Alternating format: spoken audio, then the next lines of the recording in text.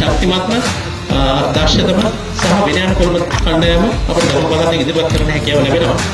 ඉතින් ඔබගේ උපරිම ශක්තිය, ධෛර්යය, අධිෂ්ඨානය කරගෙන දකුණු පළාතේ හිරට ඔසවා තබන්න ඔබට හැකියාව. නිසා ක්‍රීඩාවෙන් ඉතාමත්ම විනයකරුක කෙනෙක් වගේම සෞඛ්‍ය සම්පන්න, කායික මානසික වශයෙන් සෞඛ්‍ය සම්පන්න කෙනෙක් දී කරනවා. ඒක නිසා ක්‍රීඩාව සමාජගත කිරීම ඉතාමත්ම වැදගත් කාරණයක් වෙනවා.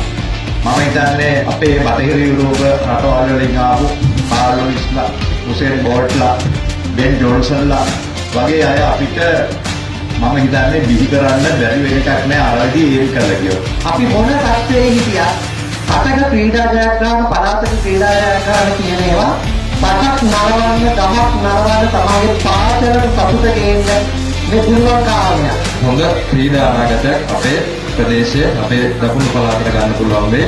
අපි හිතනවා පුළුවන් තරම් ඉක්මනට දකුණු පළාත නැවත වාරයක් ජාතික ක්‍රීඩාවල ජයග්‍රහණය කරගන්න පුළුවන් පළාතක් බවට පත් වෙයි කියලා.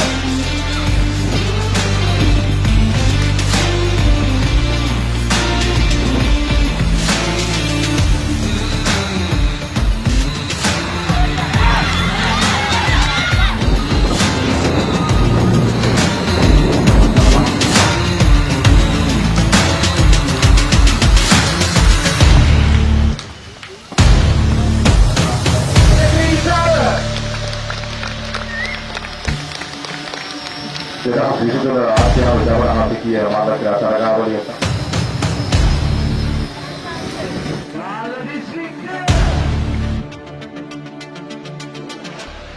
තිස් තුන්වන දකුණු පළාත් ක්‍රීඩාවල නිමාවටපත් වූ බව